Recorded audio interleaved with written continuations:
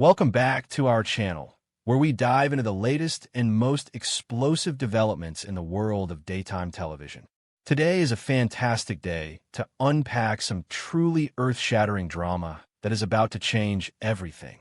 The simmering tensions at Forrester Creations have finally reached a boiling point, transforming the glamorous halls of the fashion empire into a terrifying battlefield of shattered loyalties and broken hearts. For weeks, we have witnessed the systematic dismantling of Hope Logan Spencer's professional legacy at the hands of Steffi Forrester Finnegan. Under the guise of prioritizing Eric Forster's couture line, Steffi has wielded her executive authority like a ruthless weapon, abruptly halting the hope for the future line. This calculated maneuver was never merely a business decision. It was a deeply personal strike designed to humiliate Hope and assert absolute Forrester dominance over the Logan women. Hope has dedicated her entire adult life to building hope for the future, pouring her soul, her passion, and her unwavering belief in positive messaging into a brand that resonated with millions across the globe. To see it casually tossed aside by a woman who has historically viewed her as an adversary is a devastating, soul-crushing blow. Ridge Forrester's refusal to intervene, his characteristic passivity when his daughter goes on the warpath, has left Hope feeling utterly abandoned and betrayed. She realizes that within the walls of Forrester Creations, her bloodline is a permanent disadvantage. She is a Logan, and in Steffi's world, a Logan will always be treated as a second-class citizen, unworthy of respect or protection. Driven by a potent mixture of grief, exhaustion, and righteous fury, Hope finally reaches her breaking point. She seeks out her mother, Brooke Logan Forrester, not for comfort, but for a profound and necessary reckoning.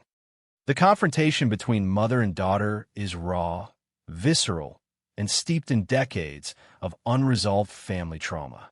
Hope looks into Brooke's eyes, her own filled with a desperate, burning intensity, and delivers an ultimatum that will forever alter the landscape of their lives.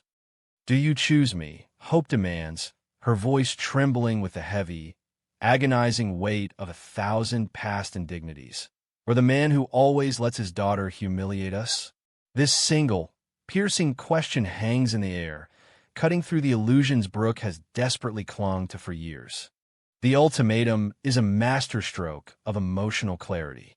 Hope is no longer willing to be the collateral damage in Brooke and Ridge's epic, tumultuous romance.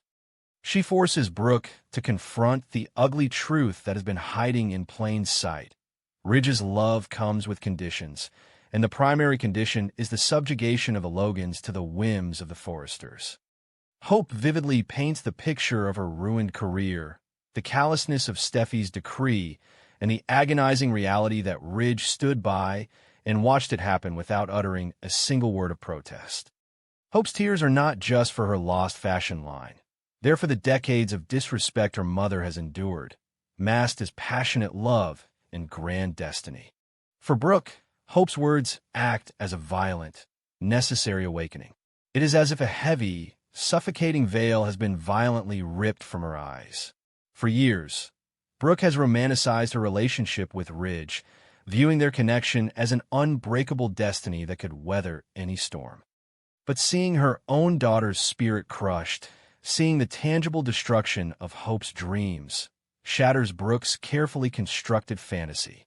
The illusion of a happy, blended family evaporates entirely, leaving behind a stark, undeniable, and painful reality.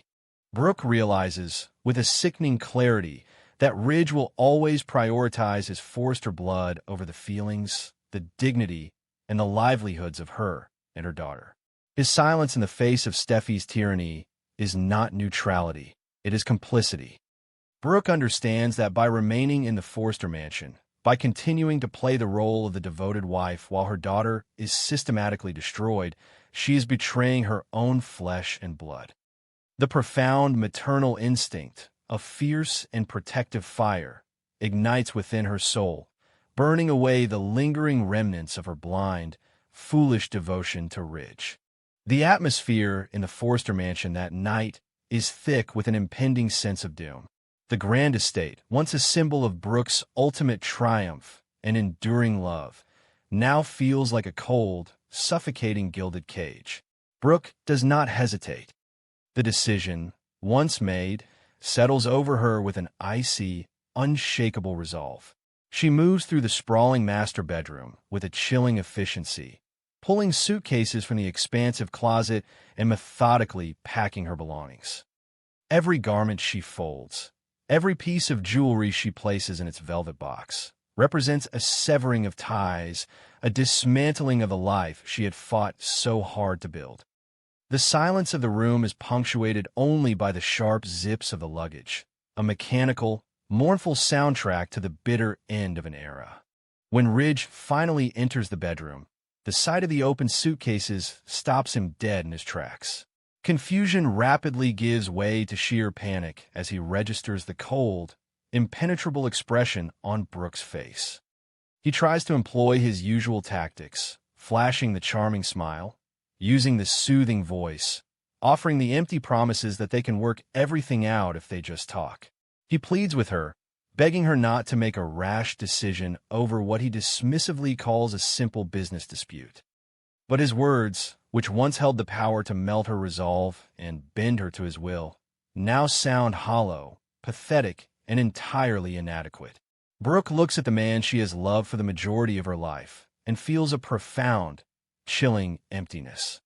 The destiny they so often spoke of now feels like a cruel joke, a manipulative narrative designed to keep her forever compliant.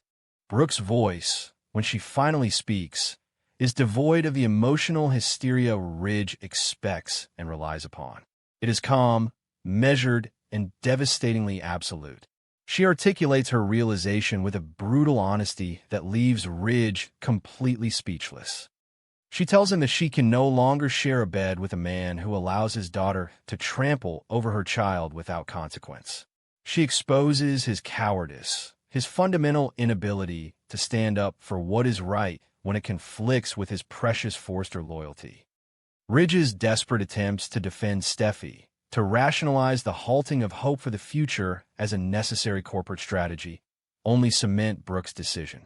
He is still protecting the Forster brand, still prioritizing the empire over the women he claims to love more than life itself. The departure is a cinematic moment of profound tragedy and incredible empowerment. Brooke walks down the grand staircase of the Forster mansion, her footsteps echoing in the cavernous foyer, each step a definitive declaration of her independence.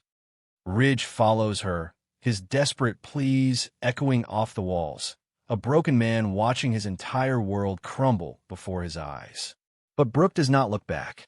She steps out into the cool Los Angeles night, the heavy wooden doors of the mansion closing behind her with a definitive, resounding thud. That sound reverberates through the very foundation of the Forster family, signaling the beginning of a brutal war that will tear the fashion world apart. The shockwave of her departure is immediate, visceral, and entirely catastrophic. News of Brooke leaving Ridge spreads like wildfire through the corridors of Forster Creations, sending massive shockwaves through the executive offices.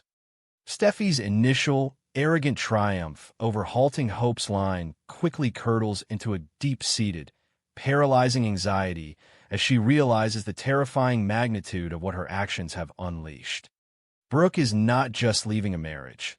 She is leaving the Forster sphere of influence entirely, taking her considerable industry clout, her fierce intellect, and her unyielding determination with her. The Forster family, accustomed to Brooke's eventual capitulation and forgiveness, is entirely unprepared for the wrath of a mother scorned. Brooke does not retreat into a period of mourning or self-pity. Instead, she channels her immense heartbreak and profound betrayal into a laser-focused, terrifying ambition. She seeks out Hope, enveloping her daughter in a fierce, protective embrace, and makes a solemn, unbreakable vow. They will no longer be victims. They will not be the discarded casualties of Steffi Forster's unchecked ego trip.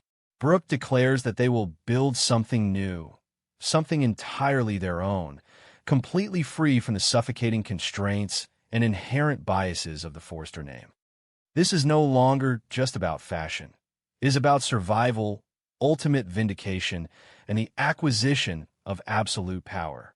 The deep love Brooke once harbored for Ridge and his family has metastasized into a cold, calculated hatred, fueling a desperate desire for total corporate annihilation.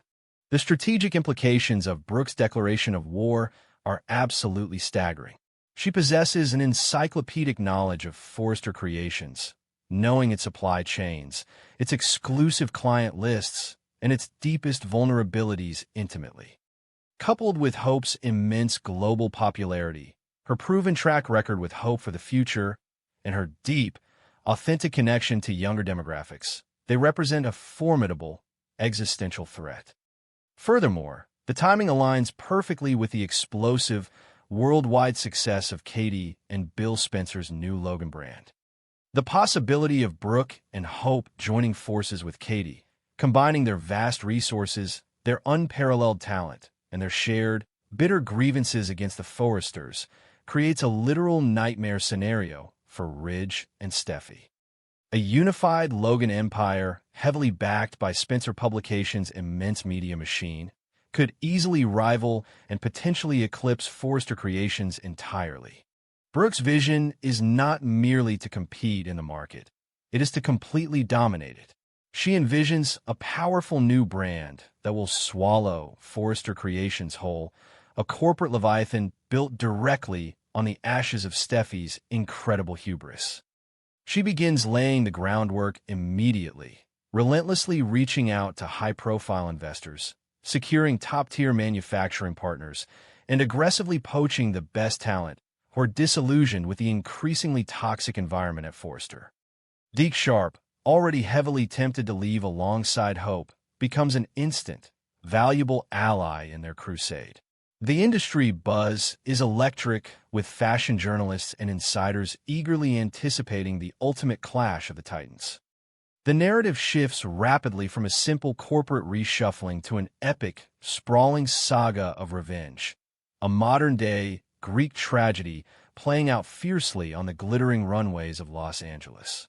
Back at the mansion, Ridge is left entirely alone in the echoing, haunting silence of his shattered life. The brutal reality of Brooke's permanent absence begins to seep into his bones, a cold and unforgiving truth that he cannot charm or negotiate his way out of. For the first time in his privileged life, his unwavering, blind loyalty to his daughter has cost him the woman who has been the absolute center of his universe. He wanders aimlessly through the empty rooms, the faint scent of Brooke's signature perfume still lingering in the air, a phantom reminder of the profound love he carelessly squandered. The sheer magnitude of his failure crashes down upon him with the force of a tidal wave.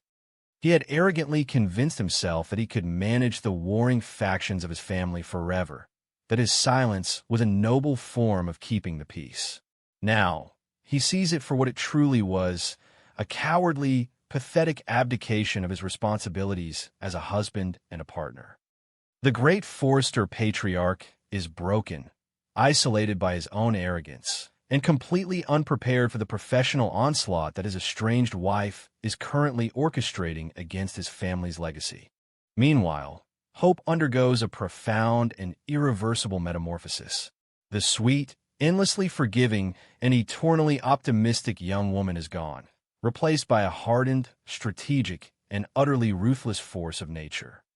Standing beside her mother, looking intensely at the bold blueprints of their new enterprise, Hope feels an exhilarating, intoxicating sense of absolute liberation. She is no longer fighting for scraps of validation from Steffi or begging for protection from Ridge. The love that once bound these two iconic families together has been irrevocably transmuted into a fierce, competitive, and destructive hatred. Los Angeles is about to witness a fashion war unlike any other in its storied history. A brutal, uncompromising battle where the Logans are no longer playing defense or seeking compromise.